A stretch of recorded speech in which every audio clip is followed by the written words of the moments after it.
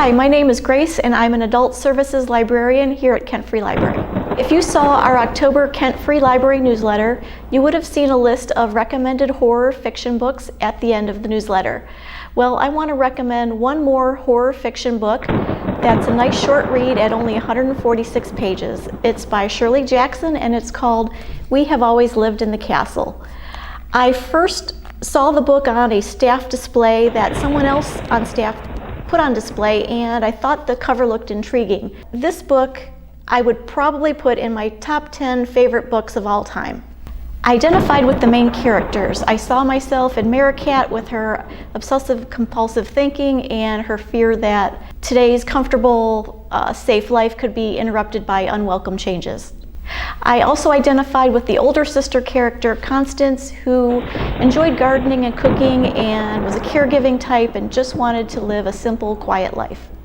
Shirley Jackson's brilliance was having characters that were both good and evil and making the reader want to root for them even though they were far from innocent. Another reason I really liked the book was all the humor in it. I didn't expect there to be humor in a horror book. But Shirley Jackson, the author, really brings out the everyday humor that comes from conversations and everyday life.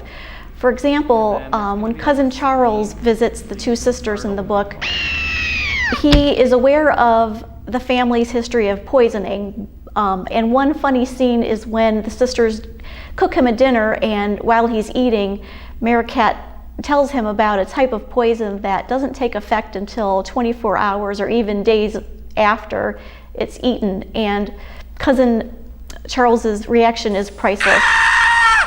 Lastly, what I liked about We Have Always Lived in the Castle is the psychology in the book. For example, the mob mentality of the townspeople against the sisters, the obsessive compulsive thinking of Maricat, the manipulative, greedy nature of Cousin Charles, and the tendency of people to want to change other people.